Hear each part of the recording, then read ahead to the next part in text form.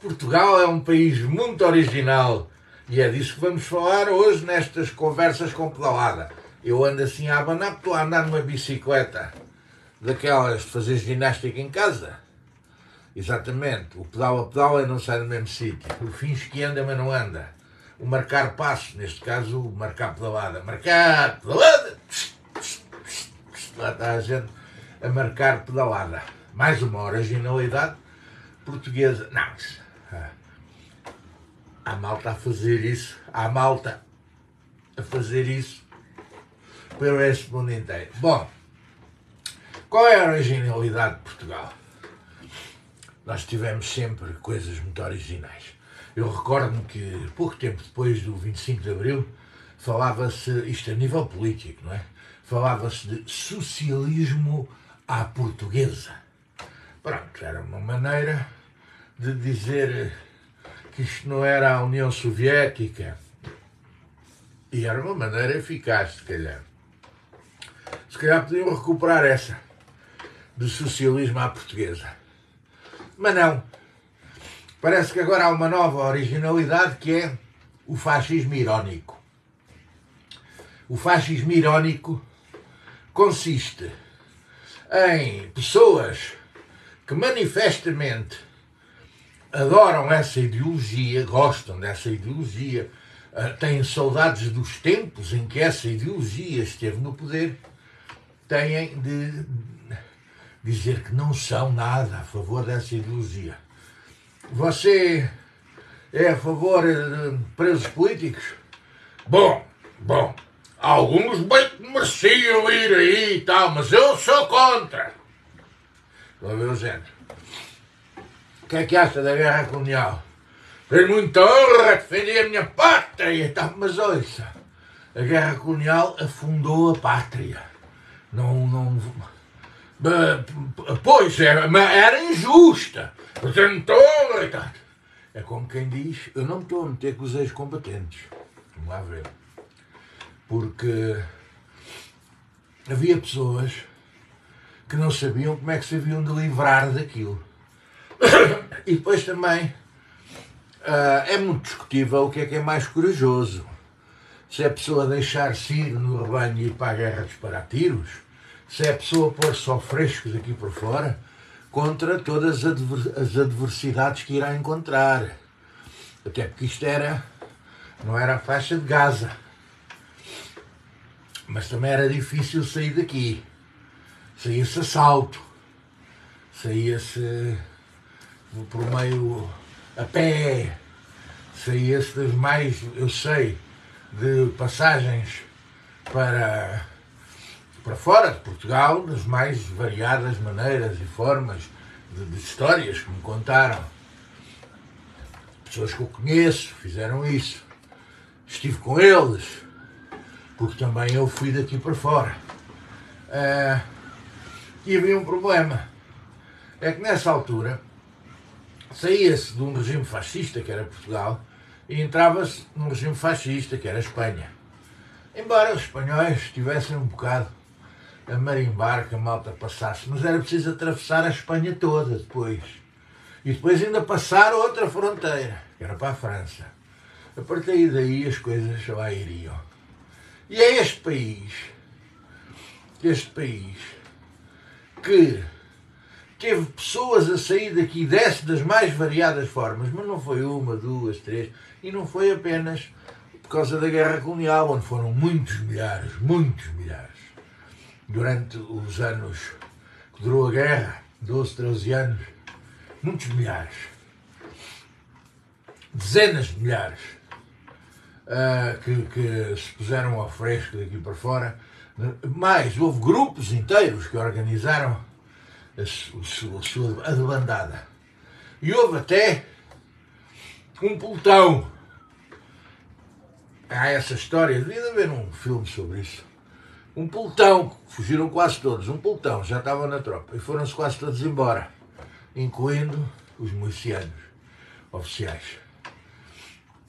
Mas dizia eu que é este país que teve essa gente toda que fugiu por causa da guerra, mas milhões fugiram assalto, porque assalto não é emigrar, é fugir. Foram assaltos em papéis, fugiam da miséria. Da miséria provocada por quê? Da miséria provocada por um regime que esses senhores agora acham que naquela altura é que era. Naquela altura é que era, havia seriedade e não havia corrupção. Não, não é assim. Não havia corrupção nos jornais, porque havia censura. E como tal, eles podiam roubar e roubavam, vamos lá ver, à vontadinha, porque não vinha nos jornais. Mas vê-se para os processos em tribunal. Não, também não é assim. Porque os tribunais obedeciam aos políticos fascistas do Estado Novo. E por isso nem sequer eram julgados. Não havia pedófilos? Havia. Havia e ao mais alto nível. Lembrem-se do caso de Baleia Rose, que foi abafado. Estão a ver? E houve uma série depois do 25 de Abril, creio que escrita pelo Moita Flores, que aliás escreveu essa série e muitas outras séries importantes. Agora escrevem sobre outras coisas muito mais importantes, que é se um casal de lésbicas, ela mandou vir sushi e outra zangou-se muito porque não lhe perguntou se ela gostava de sushi. Isto vi eu numa série, um filme, daqueles apoiados da RTP. É uma coisa que não cabe na cabeça de ninguém, onde é que esta gente anda.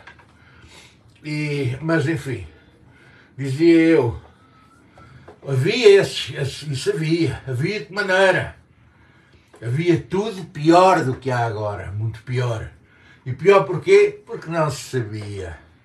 Controlavam tudo, agora ninguém controla. Eu chego aqui, ponho-me a falar, tenho seguramente amigos a ver-me, não é no país inteiro, é espalhados pelo mundo inteiro.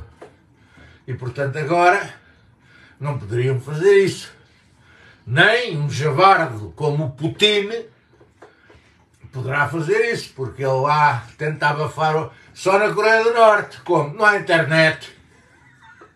Portanto, o Kim Gordo, esse Palerma, esse Kills de Palerma, que tem um povo ali escravizado e tal, e com quem é que ele agora está? Com o Putin. O mundo está a ficar lindo. E o que é que os americanos estão a preparar para fazer? Para pôr um doido varrido chamado Trump, um maluco, um gajo completamente louco, um desvairado, um mentiroso aldrabão, um gajo sem a mínima vergonha na cara, que faz da mentira verdade, e amigo do Putin, porque faz o jogo do Putin, estão-se a preparar para pôr outra vez como presidente do país mais poderoso do mundo. De maneira que no meio de tudo isto, no meio dos Estados Unidos quase, a ficarem outra vez com o Trump, a aturar o Trump mais 4 anos. No meio da Argentina com um gajo que manda colonar cães. Louco, varrido. No meio de uma Europa com Le Pen e Vilvius, ou como é que se chama o holandês maluco, no meio desta coisada toda, aparece em Portugal uma coisa original. Fascismo irónico. Ou seja, a gente fala de fascismo, faz até um bocadinho a apologia do fascismo, e que naquele tempo é que era bom, e que eram os portugueses de bem. Mas depois quando se pergunta, o senhor é fascista? Eu? Não, senhor. Não, senhor. Eu estava a ser irónico. Eu acho que eles são umas bestas. Mas estou a ser irónico. Acham que isto é possível? Eu chegar ao pé de uma pessoa e dizer, o senhor é uma besta. O senhor chama-me besta? Não, homem, eu estou a ser irónico. O que é que acham que acontecia? Bom. E depois misturam-se. Mistura-se. E depois há coisas aqui que eu não consigo perceber. O senhor diz, este senhor, que está, o irónico, o fascista irónico, diz no púlpito, no púlpito diz que tem 65 anos. E depois o Ventura diz, é um ex-combatente. Vamos fazer contas. Vamos fazer contas. Eu acredito que o senhor tenha sido ex-combatente. Mas para isso tinha que ter ido para a guerra com 15 anos. Pois, eu acho que podia haver voluntários aos 16. Para a Força Aérea, creio eu. Já não me lembro bem. Bom, mas os meus amigos vão de fazer o favor de pôr aí nos comentários como é que se podia entrar para a guerra. Mas é assim, eu tenho 70 anos. Portanto, tenho mais 5 do que esse senhor. E quando se deu o 25 de Abril, eu tinha 20 anos. E poderia, deu-se em Abril, e eu, se não tivesse, lá vai disto, poderia ter sido incorporado em janeiro desse ano. Em janeiro desse ano. No ano anterior, não. Portanto, com menos 5 anos, teria que ter 15 anos, 16 anos, ex-combatente. É que uma coisa é ter sido tropa, outra coisa é ter andado na guerra, ex-combatente, no combate. Bom, não digo que não tenha andado, mas duvido. E a dúvida é uma coisa legítima, não é? Duvido porque faço contas. Um diz que o próprio não diz que é ex-combatente, o outro a seguir é que diz que é ex-combatente. Mas do outro, que é o Ventura, já a gente está habituado, depois vê o polígrafo e as coisas que ele diz, que não se diz mentiras, agora diz inverdades, pois, que não são bem originais, não são bem originais, são, que aquilo é de uma originalidade, não são bem verdade, são mentira! Mentira! Porque na minha opinião ele é um mentiroso, o Ventura é um mentiroso, é uma pessoa que me mete nervos, olhar para ele e dizer que esta é uma lata, diz isto e não se ri, mas pronto. Depois há outros que dizem, com todo o respeito por essa gente, aliás, houve um amigo que pôs aí, um espectador, que pôs aí, você podia lhes dar a deles o benefício da dúvida, dê-lhes uma hipótese, e depois, quando eles se portarem mal e falharem, você casca-lhes em cima. E eu respondi-lhe, mas dou a hipótese, dar a hipótese. Mas para quê? A gente já viu, já lhe foi dada uma hipótese. Passos Coelho, quando este senhor Ventura era do PSD, que acho que esteve lá uma data de anos no PSD, até que viu que não podia furar mais que aquilo, a hipótese, o Passos Coelho não o pôs no governo, senão não havia Chega. Digo eu, senão não havia Chega. O Passos Coelho arranjou-lhe lá um furo, olha, vais candidato a Ouros e já gozas. E ele teve a hipótese dele. Candidato à presidência da Câmara de Ouros pelo PSD, que é um partido grande deste país. Então o que é que ele fez? Arranjou logo aquela coisa toda contra o povo cigano, contra os ciganos. Vá ver.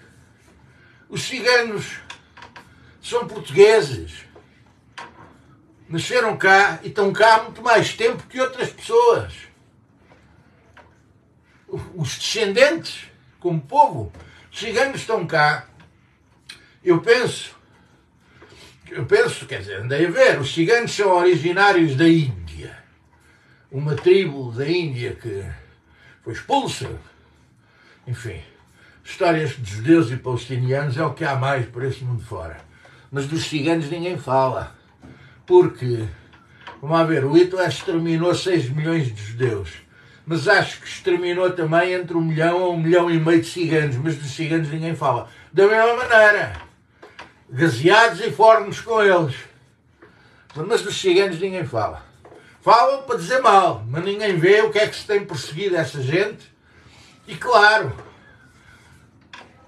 quem é fruto de maus tratos, perseguições, de abandono, porque é que acham, vamos eu lá fora aqui francamente, porque é que acham que no Alentejo os votos se transferiram do PCP para o Chega?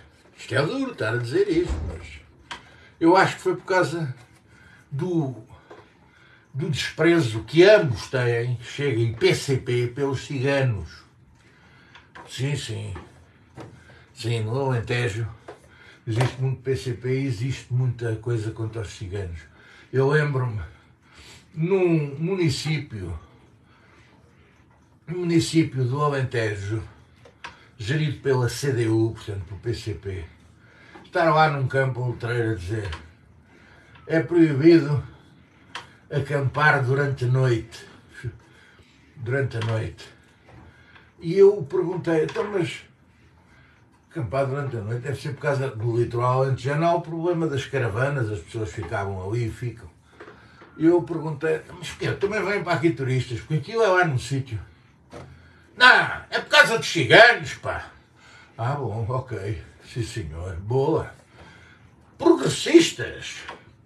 É evidente que eu aos poucos comecei a ver o que era o PCP, a outra face da moeda do Chega. E o Alentejo vê-se isso bem. Isto também é para ver o grau de estupidez galopante que têm aquelas pessoas que quando um gajo ataca ao Chega dizem: tu também deves ser um escardalho, comuna, vai lá para o PCP. Portanto, porque são tão tacanhos da cabeça, tão tacanhos, que ainda não viram as cores todas que existem no mundo. Ou é preto ou é branco. Vivem no tempo da outra senhora, que era tudo a preto e branco. Vocês devem ter saudades da televisão a preto e branco, ou não? Devem ter. Essa gente deve ter uma saudade enorme da televisão a preto e branco. Porque, coitados, vivem nesse tempo, não é? Não veem que há várias cores no mundo. E que lá para uma pessoa ser contra aquele não quer dizer que é do outro. Esta gente revela que um dia que esteja no poder vai ser igual ao Botas, ao Salazar. Ou seja, quem não for por ele é contra ele. Por acaso, acho que foi o Vasco Gonçalves que disse exatamente a mesma coisa. Ou estão com a revolução ou contra a revolução. São ou não são as duas faces da mesma moeda.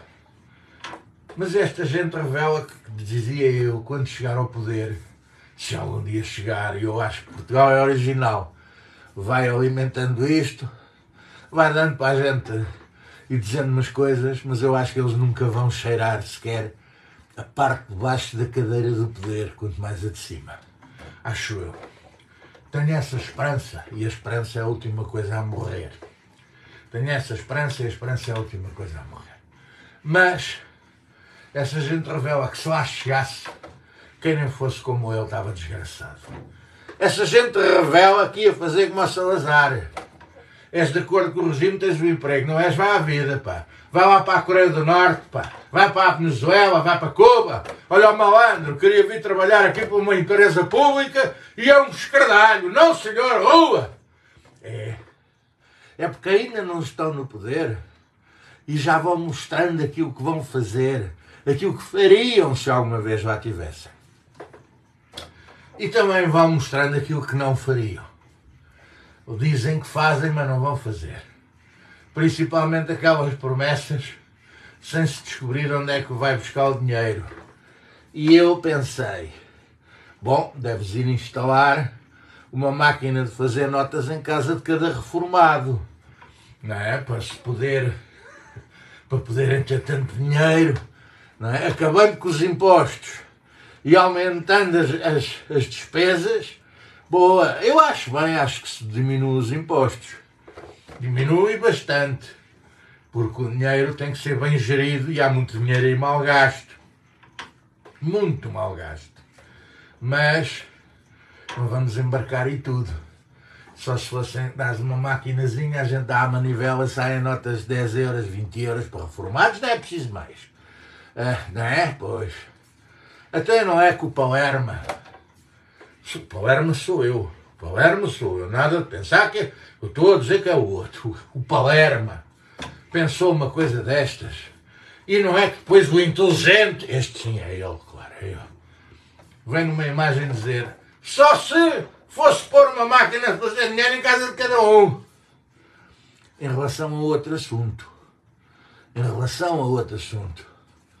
Mas em relação àquele em que realmente seria preciso fazer isso, diz que aquilo era certinho. Então como é que vai buscar o dinheiro?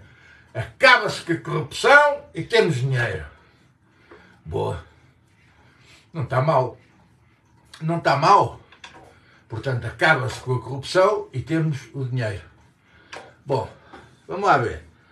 Eu, números e luta contra a corrupção, nunca a vi feita por esse lado. Tenho-a visto. E há organizações que o fazem. Como, por exemplo, a Frente Cívica, dirigida pelo Dr. Paulo Moraes, pelo João Carlos Batalha, que estão constantemente a desmascarar, mas com números, nomes, factos e alternativas. Não é como esta gentinha que diz coisas. Ou seja, não é como o fascismo irónico. É como o combate a sério, correto, sério. Mas isso eles não fazem. A parte do fascismo irónico não faz. Mas pronto, é uma grande originalidade de Portugal ter agora descoberto esta nova faceta do fascismo. Em Itália já houve o neofascismo e agora em Portugal há por aí protofascistas e agora em Portugal existe o fascismo irónico. Portanto, podemos chamar-lhe, a partir de agora, podemos dizer, chegou os irónico-fascistas. Protofascistas, neofascistas e irónico-fascistas, que é a versão portuguesa exatamente da mesma selvageria, desumanidade e aldrabice de que alguns países da Europa foram vítimas no último século. É a nova versão. E vem por aí tempos difíceis. Vamos ver. Existe aqui na Saloia TV, no WhatsApp, se quiserem aderir, façam um favor, é mandar um e-mail que eu ponho no Vojoar. Um grupo chamado Fórum da Saloia TV. Fórum. Onde as pessoas falam, põem coisas, conversam. E está gente de várias linhas. Desde liberais, pessoas de esquerda, etc. E conversam. Então há poucos. São meia dúzia ainda. Mas pode crescer.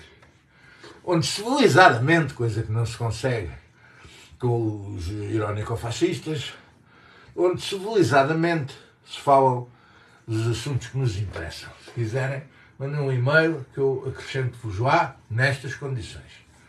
De civilizados, etc., sem ofensas, com liberdade, etc. E hoje recebi do meu amigo Batalha, que andou comigo na escola durante anos, e faz parte daquele grupo de almoços que eu tenho, pessoas que se conhecem desde o dia 1 de outubro de 1959, dia em que cá o rapaz entrou para a primeira classe. Vejam como é bom ter um grupo de amigos dá tanto tempo. Eu entrei, tinha feito 6 anos há 3 semanas. Foi o primeiro ano onde se pode ir para a escola com 6 anos. Antes era aos 7. Antes de mim era aos 7. Eu lembro que foi um choque. Olha, afinal vais já este ano para a escola. E ainda me lembro. Ai, já vou para a escola. Bom, eu nunca gostei muito de escola. Gosto de ler e tal, mas descobrir as coisas e principalmente gosto de conversar. Por isso é que eu, em algumas aulas, os professores estavam para lá dizer coisas e eu andava a passear por outro lado. A minha cabeça andava no outro lado, mas a outros bebia-lhes as palavras, porque aquilo era como uma conversa com os alunos. E eu isso gostava muito. Mas dizia eu, recebi de um desses amigos, o Batalha, que aliás é pai do João Carlos Batalha, da Frente Cívica, que se farta de escrever coisas nos jornais, etc., contra a corrupção, é sim um verdadeiro combatente contra a corrupção, parceiro do Dr. Paulo de Moraes na Frente Cívica, etc., gente de muito valor do combate contra a corrupção.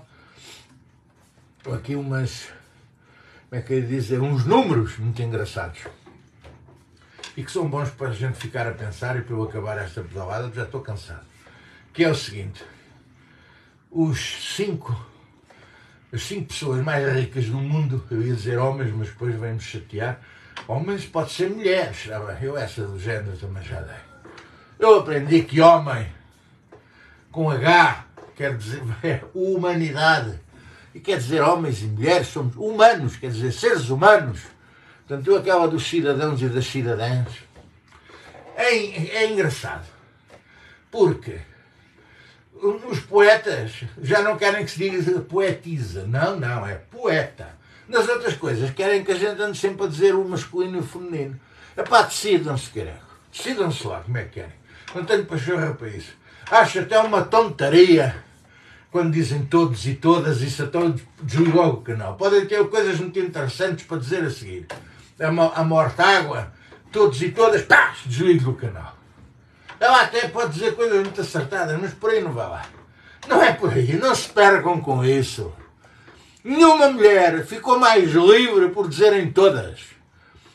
Nenhuma besta desumana dos que praticam violência doméstica, também há besta desumana que pratica-se violência doméstica, pode ser homem ou mulher.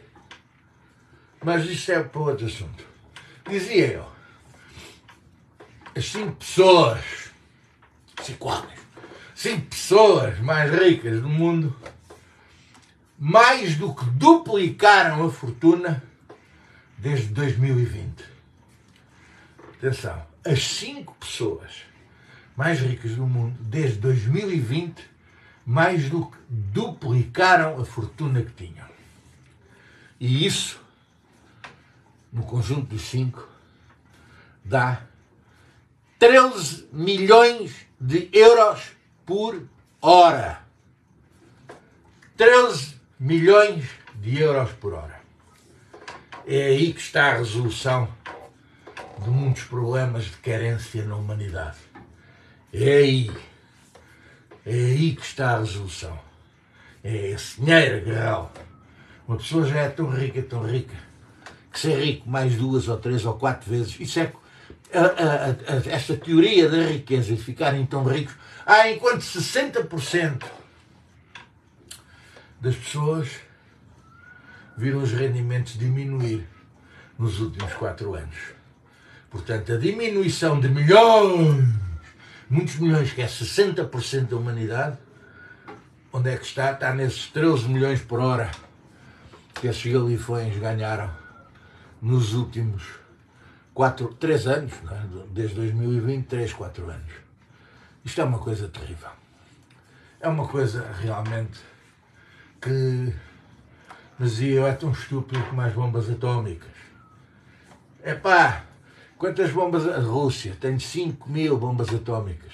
Bom, mas se calhar umas 100 já dá para destruir o planeta todo. Não sei. Mais as dos Estados Unidos, mais a do Palermo, da Coreia do Norte, mais os outros todos que têm. Não se esqueçam que a Índia e o Paquistão também têm, não é? Não se esqueçam disso. Portanto, deve haver bombas atómicas suficientes para destruir o planeta para aí 5 vezes. 5 vezes. A fortuna destes gajos é a mesma coisa. Se lhes tirassem 1/5 da fortuna, eles andavam por isso. Se lhe tirarem metade, também não dão. Se lhe tirarem 90%, continuam a ser podres de ricos. E é aí que tem que se ir buscar o dinheiro. Até amanhã a todos. Um forte abraço. E não se esqueçam, Portugal é um país muito original. Agora temos o fascismo irónico. Portanto, há por aí um partido irónico ao fascista.